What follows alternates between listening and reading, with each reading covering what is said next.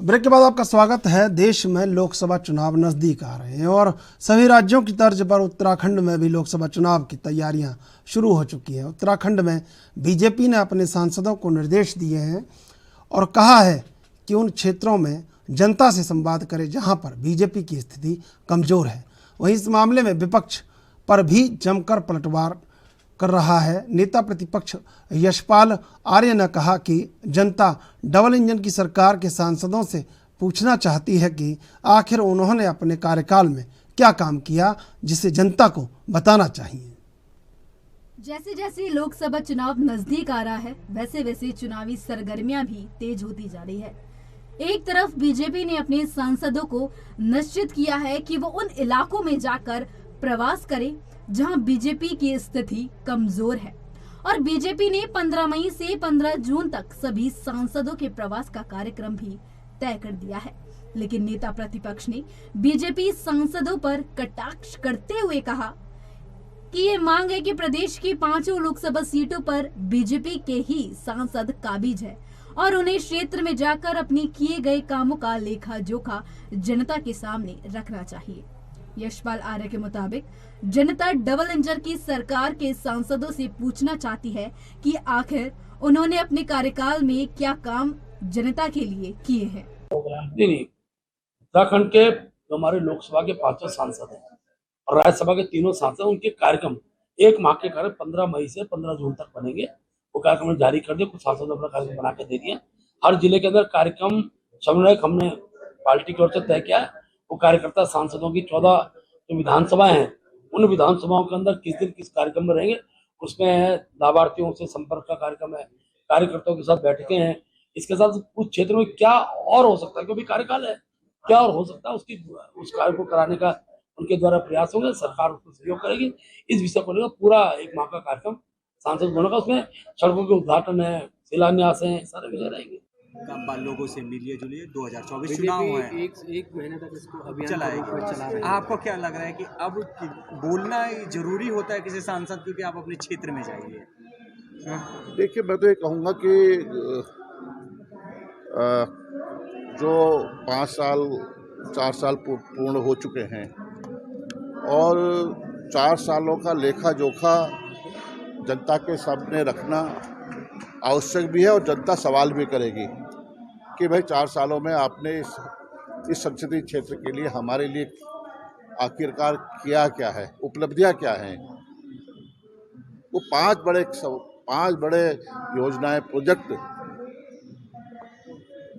जनता के सामने रखे कि हमने 4 सालों में इतना डेवलपमेंट किया है, इतना विकास किया है। केंद्र पोषित योजनाओं को, केंद्र शासित योजनाओं से लेकर सरकार द्वारा इतनी धनराशि विभिन्न विभागों के माध्यम से दी गई है, उसका लेखा जोखा प्रस्तुत करने का समय है।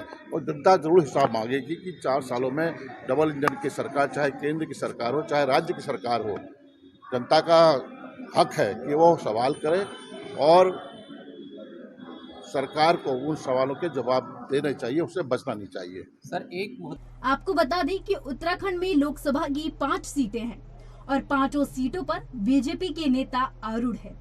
ऐसे में 2024 के महायुद्ध में उतरने से पहले कांग्रेस के नेताओं ने उत्तराखंड बीजेपी के उन्हीं 5 योद्धाओं पर हमला शुरू कर दिया है और आर्य ने बीजेपी के उन 5 रणबांकुरों को आड़े हाथ लेते हुए उनसे उनका रिपोर्ट कार्ड मांगा है।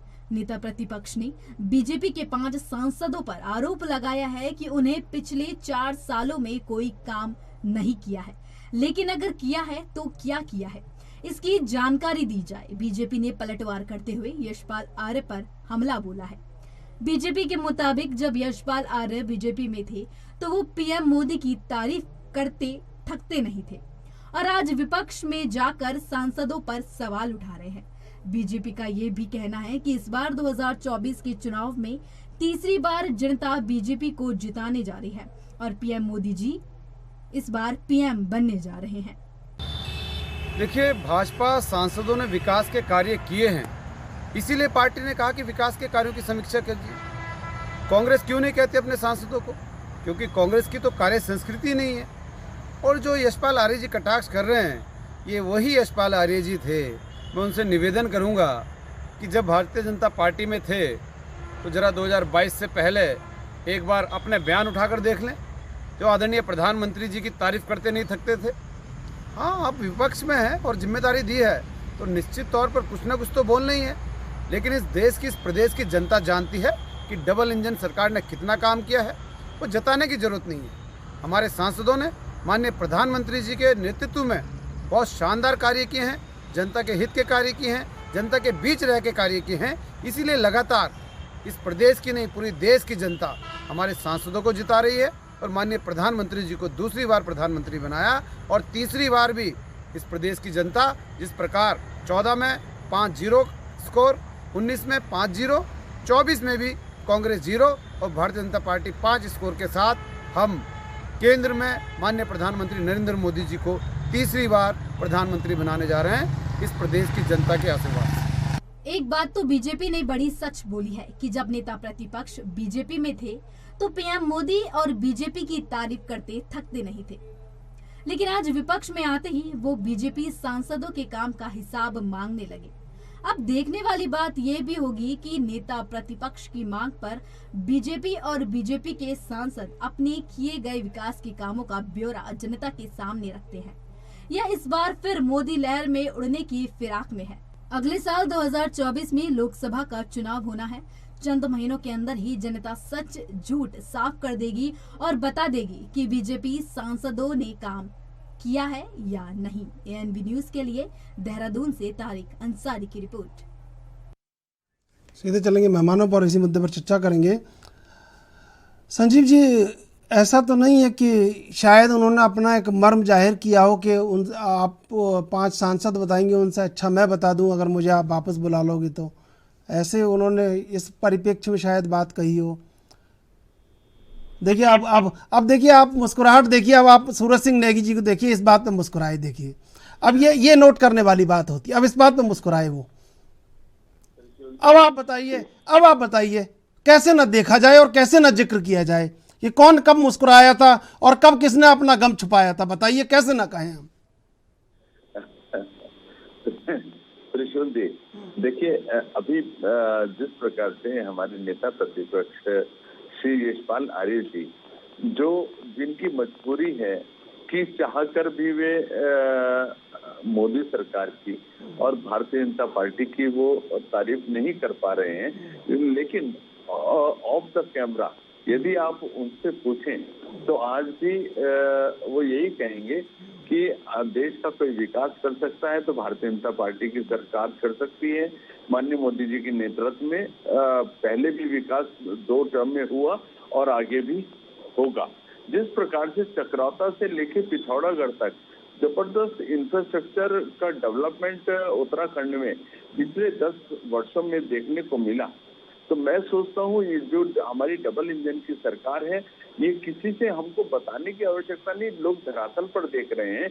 जिस प्रकार से ऑल वेदर रोड की परियोजना हो, ऋषिकेश कर्णप्रयाग रेल परियोजना हो, नए नए टावर्स लग रहे हैं, नए नए सेंट्रल स्कूल तमाम ब्लॉक्स में उनका गठन हो रहा है, हमारी शिक्षा का उच्चीकरण हो रहा है, तमाम नए हॉस्पिटल्स बन रहे हैं, नए नए मेडिकल कॉलेजेस बन रहे हैं और सड़कों का तो एक जाल सा ऐसा बिछ गया है, जहां आज प्रधानमंत्री सड़क परियोजना के तहत तमाम जितने भी दूर सुदूर के गांव थे वो सभी के सभी, चाहे स्टेट हाईवेज हो चाहे नेशनल हाईवेज हो, उनसे पूरी तरह से जुड़ गए हैं। इससे हमारा एक आर्थिकी का स्रोत भी बढ़ रहा है।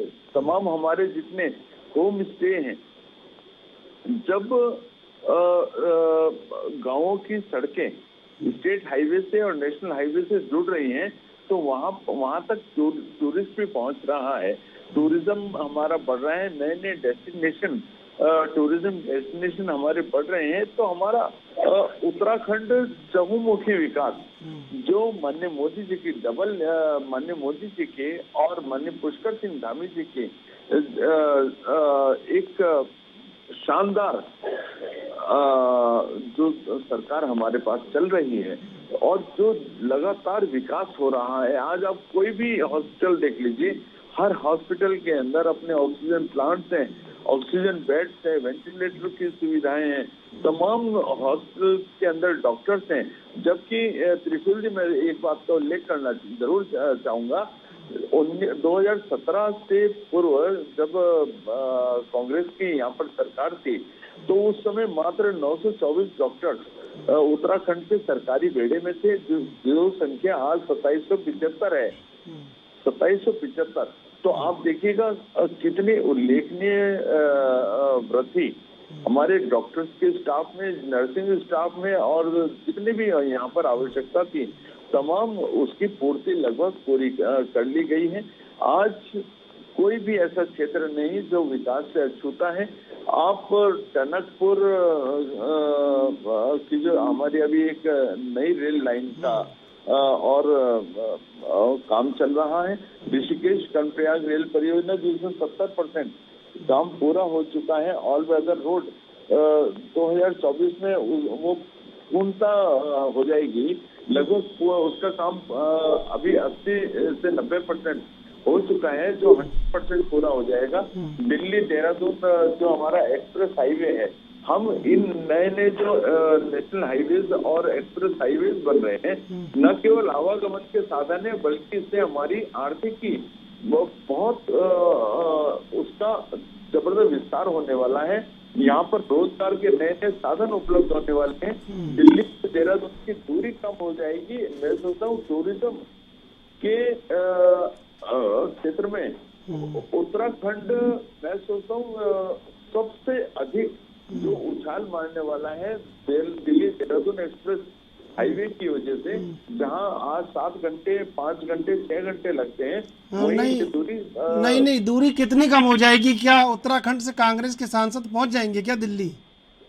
जी, उत्तराखंड से कांग्रेस के सांसद दिल्ली पहुंच जाएंगे क्या उस रास्ते से?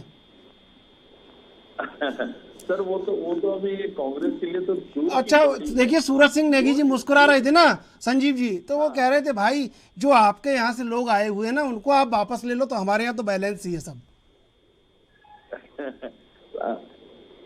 देखिए त्रिशूल जी, देखिए अभी जो यशपाल आर्य जी अभी जिस तरह से बातें कर रहे थे जब हमारे यहाँ थे, तो उस समय सबसे ज्यादा यदि कोई तारीफ करता था माननीय मोदी जी की तो यशपाल आर्य जी करते थे। आज कांग्रेस में चले गए, उनके विचारों की मजबूरी है, हम क्या कर सकते हैं। अगर ऑफ द ऑन कैमरे के सामने ऐसा नहीं बोलेंगे तो एक्सप्लेनेशन हो जाएगा उनका पार्टी के अंदर। वैसे कांग्रेस पार्टी को इन सब चीजों से कोई फर्क पड़ता नहीं है।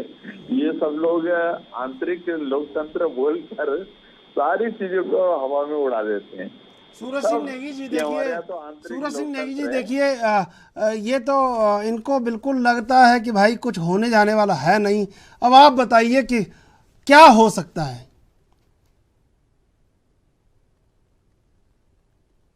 इनके लगभग सांसद जो है पिछले 9 साल से सांसद हैं, और ये अब इन्होंने जो है सांसदों को गांव में भेजने का निर्णय लिया है कि सांसदों ने कुछ किया तो है नहीं। अब वो 9 साल तक सोए रहे। पिछली बार जो है राष्ट्रवाद की लहर पे पुलवामा घटना के बाद जो इन्होंने जिस प्रकार से जो है छद्म राष्ट्रवाद फैलाया देश में, उसकी नाव पर चढ़कर किए ये सफल हो गए। परंतु जो मोदी जी ने 2014 में कहा था कि एक सांसद एक गांव को गोद लेगा और उसको आदर्श गांव बनाएगा, तो भारतीय जनता पार्टी के 5 लोकसभा और 3 राज्यसभा सांसद हैं, क्या 8 कोई गांव ऐसे बता पाएंगे भारतीय जनता पार्टी के लोग की जो है कौन सा गांव आदर्श गांव बना? ये गिनाते हैं राज्य सरकार की भी उपलब्धि और केंद्र सरकार की उपलब्धि। जो 4 धाम परियोजना है उसका नामकरण इन्होंने ऑल वेदर रोड के नाम से कर दिया। ये तो पूरे उत्तराखंड के विकास का दावा कर रहे हैं। आप 8 गांव की बात कर रहे हैं, आप 8 गांवों की बात कर रहे हैं, वो पूरे उत्तराखंड के विकास का दावा कर रहे हैं। नहीं, अब आप ये तो बताइए कि वो 8 गांव कहाँ छुपे हुए हैं पूरे उत्तराखंड में? हाँ जिन जिन 8 गांवों को इन्होंने गोद किया था और जो मोदी जी का सपना संजीव था, जी सुन तो ये लीजिए भाई, आदर्श गांव और बनाएंगे, जीतने वीतने ना दे, सुन तो सांसद जो है लीजिए, कम आदर्श से कम गांव कांग्रेस की बनाएंगे। बात तो सुन लीजिए। वो गांव दिए। और ऑल वेदर रोड की बात कर रहे हैं, जिसको चारधाम परियोजना के नाम से जो कांग्रेस ने स्वीकृत कराया था, वो उत्तरकाशी से आगे उस पर गंगोत्री के लिए अभी तक काम शुरू नहीं हुआ है। और उत्तरकाशी से पहले तक पहुंचने में भी जो है सुन लीजिए भाई, कठिनाइयों आप का वो सामना गांव के नाम गिना करना पड़ देना। रहा है। आपको पता, मुझे पता है आपके पास 16, 32, इस प्रकार 48 से- बहुत सारे गांव के नाम है, गिना देना। लेकिन सुन तो लीजिए भाई। सूरज जी बोलिए, आप सूरज जी नहीं, बोलिए, सवाल रखिए अपना। ये जो 8 गांव आदर्श गांव बनाए इन्होंने, कम से कम उनका तो बता दें कि कौन कौन से गांव चलो, थे और अब उनको आदर्श गांव बनाए गिनवाइए, इन्होंने। गिनवाइए भाई, गिनवाइए। अच्छा, फिर आप ये देखिए, अब वो बता रहे हैं गांव के इन्होंने नाम जो बता है- रहे हूँ आपको। गांव के नाम भी बता देंगे, पलायन पर बता दें कि पलायन पर इन्होंने क्या किया, बेरोजगारी को दूर करने के लिए क्या किया, महंगाई पर अंकुश लगाने के लिए क्या किया, महिला सुरक्षा पे क्या किया, और जो प्रदेश में आतंक भ्रष्टाचार है उसको रोकने के लिए इन्होंने क्या किया। क्या राज्य सरकार के भ्रष्टाचार पर कभी सांसदों ने कुछ बोला है? कोई भी विभाग ऐसा नहीं है राज्य सरकार का जिसमें बिना भ्रष्टाचार के काम होता हो, किसी गरीब का जो है कोई काम होता हो। तो ये अखंड भ्रष्टाचार में डूबी हुई सरकार है। और जो मंत्री हैं वो लोगों को सड़क पर पीटने का काम करते हैं। तो ये तो इनका आलम है। तो इसलिए जो है ये खुशफहमी में रहे। हम चाहते हैं कि इसी प्रकार की खुशफहमी में रहे कि पांचों के पांचों सांसद इनको मिलेंगे। परंतु उत्तराखंड की जनता अब जान चुकी है कि ये छद्म राष्ट्रवाद के नाम पर और केवल सांप्रदायिक रंग देकर के जो है चुनाव जीतते आए हैं। परंतु अब की बार जनता जो है इनके झांसे में आने वाली नहीं है। अब सुनिए, संजीव जी बोलिए। नेगी जी कह रहे थे कि हम धर्म के नाम पर चुनाव मैदान में जाते हैं, तो श्रीमान जी आपको इस बात का जवाब देना चाहिए। अभी 2022 का जो हमारा विधानसभा का चुनाव हुआ, हम तो विकास की बात कर रहे थे, हम तो विकास के मुद्दे पर जनता के बीच में गए थे। मुस्लिम यूनिवर्सिटी का मुद्दा किसने छेड़ा? कांग्रेस ने छेड़ा। और कांग्रेस ने कहाँ छेड़ा? कांग्रेस ने कहाँ छेड़ा संजीव जी? ये आपकी पार्टी है। देश के प्रधानमंत्री जी ने, देश के गृह मंत्री जी ने, हमने तो नहीं करी थी ना। तो धर्म के नाम पर, मुद्दा था, धर्म के नाम पर जनता के बीच जाने का काम किसने किया? कांग्रेस पार्टी ने किया। हमने तो नहीं किया, हमने तो नहीं किया। श्रीमान हम तो केवल विकास की बात कर रहे थे। हम केवल विकास की बात कर रहे थे। देश के प्रधानमंत्री आप लोगों के पास ना तो विकास का कोई रोड मैप था, ना आपके पास विकास की कोई सोच थी, ना आपके पास विकास का विजन था आपके पास। हमारे पास विकास का ही विजन था। और हम केवल हम डिजिटल यूनिवर्सिटी की बात करते रहे और आप मुस्लिम यूनिवर्सिटी की बात करते रहे। तो धर्म के नाम पर कौन गया? नहीं, आप आपने झूठा मुद्दा फैलाया। नहीं बताइए ना, कांग्रेस से घोषणा पत्र में था क्या? नहीं, आप बताइए ना, कांग्रेस से घोषणा पत्र में था क्या? आप बताइए ना, आपके माननीय हरीश रावत जी ने इस बात का उल्लेख किया नहीं किया? आपके बड़े नेताओं ने उल्लेख किया नहीं किया? अरे कैसी बातें करते हैं? एक भी बयान हरीश रावत जी का या कांग्रेस के किसी बड़े नेता का या किसी नेता का आप बता दीजिए। त्रिशूल जी, कांग्रेस की प्रॉब्लम है कि ये हिट एंड रन की पॉलिसी अपनाते हैं। आपको फायदा पता है किस बात का है? संजीव जी, आपको फायदा पता है किस बात का है? एक समस्या नहीं है, कई समस्याएं हैं। समस्या एक होती तो उसका निराकरण हो जाता, समस्या कई है। और जिस दिन ये सुलझा लेंगे उस दिन आपके लिए चुनौती बन के उभरेंगे, लेकिन अभी नहीं सुलझा पा रहे हैं। दिक्कत यही है सबसे बड़ी। त्रिशूल जी, इन लोगों को अपनी आपसी लड़ाई से फुर्सत मिले तो कुछ सोचें। हमारी पार्टी में भाई आपके लोग करवा रहे हैं, वहाँ कांग्रेस में शामिल हो जाते हैं, लड़ाई वो करवाते हैं, ये थोड़ी लड़ रहे हैं। 15 जून तक हम लोग जनता के बीच जा रहे हैं। हम अपनी जनता को अपनी राज्य सरकार की और केंद्र सरकार की उपलब्धियों। संजीव जी वो कह रहे हैं कि आपके लोग आके लड़ाई करवा रहे हैं, कांग्रेस के लोग नहीं लड़ रहे हैं भाई। और आप अपने लोगों को वापस ले लीजिए, लड़ाई खत्म हो जाएगी। त्रिशूल जी देखिए इन लोगों के पास अनर्गल बयानबाजी करने के कोई ना तो इनके पास विजन है, न मुद्दा है, न विकास इन्होंने पहले कभी किया, ना आगे इनकी कभी विकास के लिए सोच रही। भ्रष्टाचार इनकी जड़ों में है, भ्रष्टाचार इनके मनों में है, भ्रष्टाचार की चलनी है कांग्रेस, भ्रष्टाचार की चलनी है कांग्रेस। और हमने मेरे भाई वो ठीक है, देखिए दिक्कतों को निराकरण करना होगा और तब चुनौती बन के उभर पाएंगे। समय समाप्त हो रहा है। संजीव जी, सूरज सिंह नेगी जी, गणेश पाठक जी, अब तीनों का धन्यवाद डिबेट में जुड़ने के लिए। दरअसल कांग्रेस को ऐसा लगता है कि वो बेशुमार चुनौतियां पेश कर रही है, लेकिन दरअसल उत्तराखंड में बीजेपी को लगता है कि कांग्रेस चुनौती बन के उभरने में बहुत वक्त लगेगा और शायद इसी का फ़ायदा बीजेपी के साथ है। लेकिन जनता क्या तय करेगी, ये जनता के मन में है। बहरहाल देश विदेश की ताज़ा तरीन खबरों के लिए आप देखते रहिए एनबी न्यूज़।